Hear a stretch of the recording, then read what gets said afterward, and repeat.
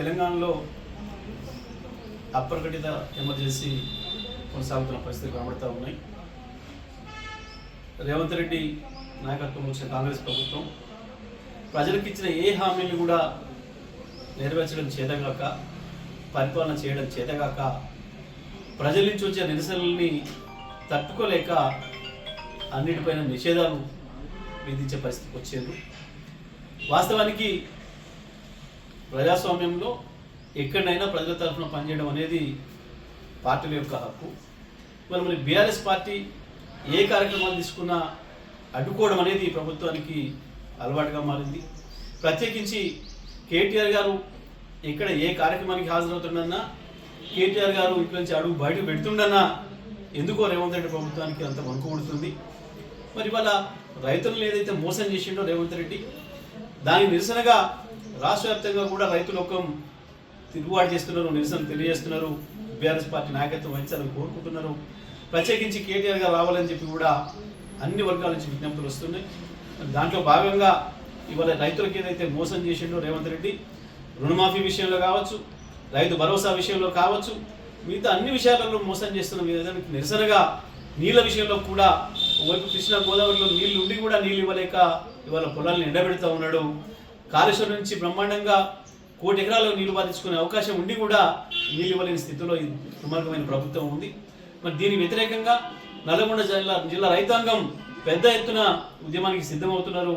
వాళ్ళ నిరసన తెలియజేయడానికి ప్రజాస్వామ్యబద్ధంగా బీఆర్ఎస్ పార్టీ కార్యవర్గ అధ్యక్షులు కేటీఆర్ గారిని ఆహ్వానించి రేపు రైతు ధర్నా నిర్వహించుకోవడానికి అవకాశం ఉంటే, అనుమతి అడిగితే పోలీసులు గతంలో ఒకసారి వాయిదా వేసుకోమని అడిగినారు. వాళ్ళ కోరిక మేరకు వాయిదా వేసుకున్నాం.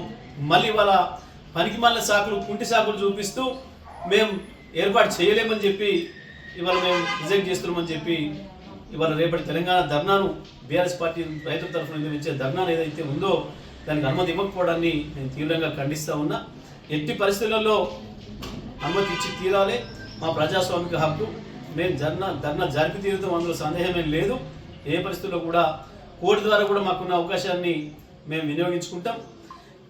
స్పష్టంగా మేము ఈ నెల 14వ తారీఖునే గతంలో పెట్టుకున్నాం. మేము వాస్తవానికి పెట్టుకున్నప్పటికి కూడా జిల్లా పోలీసు యంత్రాంగం మమ్మల్ని రిక్వెస్ట్ చేశాను.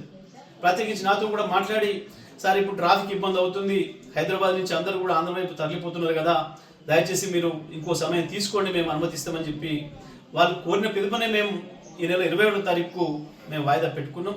19-20లలో కూడా అట్నుంచి వచ్చే అవకాశం ఉందని మాకు తెలుసు.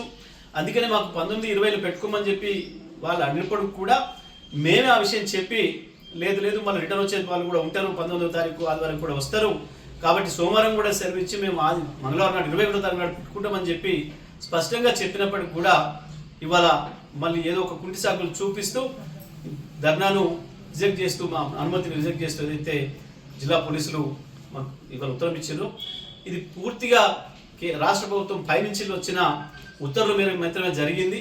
ఎందుకంటే జిల్లా పోలీసు యంత్రాంగానికి అక్కడ అంత ఇబ్బందులు జరిగే పరిస్థితి ఏం లేదు. గతంలో కూడా మనం చూసినాం, మహబూబాబాద్ ధర్నాప్పుడు కూడా కుంటి సాకులు పెట్టి రిజెక్ట్ చేసినారు. అయినప్పటికీ కూడా మేము కోర్టు అనుమతులు పోయినాం. వేలాది మంది వచ్చినప్పటికి కూడా ప్రశాంతమైన వాతావరణంలోనే మా ధర్నా జరిగింది. కేటీఆర్ గారు ఎక్కడికి వెళ్ళినా సరే ఒక ప్రశాంతమైన వాతావరణంలోనే ప్రజలందరూ కూడా తమ నిరసన కార్యక్రమాలను వ్యక్తం చేస్తున్నారు. నల్లగొండలో కూడా రేపు అదే పద్ధతిలో చేస్తాం. ఎట్టి పరిస్థితుల్లో కూడా ధర్నా నిర్వహించి తీరుతాం. ఇది మాకుండే హక్కు. పార్టీగా ప్రజల తరఫున కొట్టాల్సిన బాధ్యత మాకుంది. ఈ రేవంత్ రెడ్డి ప్రభుత్వం ఇప్పుడు ఏడాది కాలానికే భయపడిపోతూ ఉంది.